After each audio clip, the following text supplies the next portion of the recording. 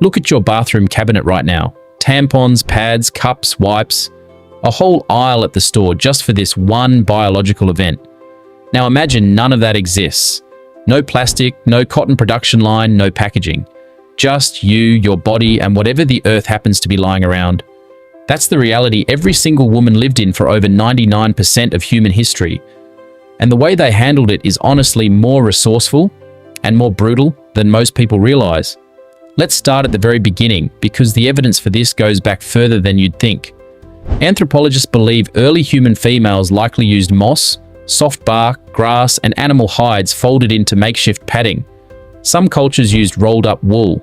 Others used sea sponges, yes, actual sea sponges harvested straight from the ocean floor, that ancient Greek and Roman women would rinse out and reuse. It sounds almost normal until you remember there was no soap as we know it, no hot running water on demand, just cold streams and whatever cleaning agent nature provided. But here's where it gets interesting, because dealing with it wasn't just a hygiene problem. In many ancient societies, menstruation carried enormous social weight. In ancient Rome, Pliny the Elder wrote that a menstruating woman could turn wine sour, dull the shine of metal, and kill entire swarms of bees just by walking near them. Obviously, none of that is true, but people believed it seriously enough to isolate women during their periods. Which brings us to one of the most common historical practices, the menstrual hut. Across cultures, from parts of ancient India to indigenous communities in North America, to regions of Nepal even today, women were sent to live separately during their cycle. Sometimes this was framed as impurity, sometimes as rest, sometimes both.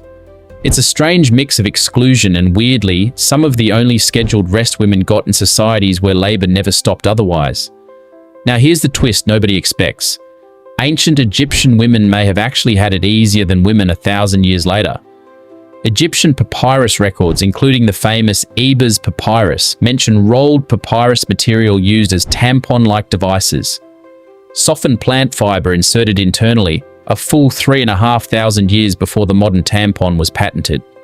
Meanwhile, medieval European women, centuries later, were often stuck relying on nothing but their clothing itself, absorbing directly into fabric that they'd wash and reuse, because openly discussing or preparing for periods was considered shameful.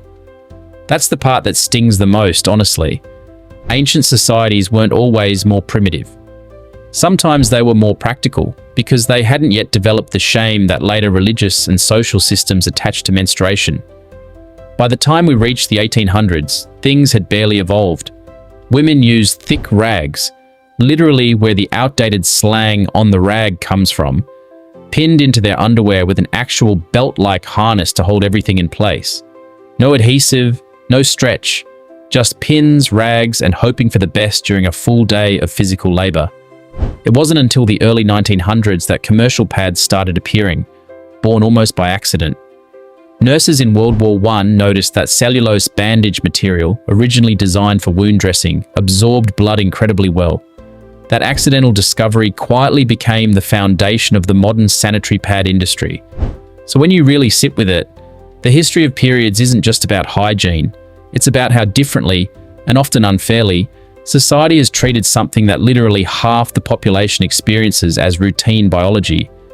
Every generation of women improvised. Moss, bark, papyrus, wool, rags, silence, shame.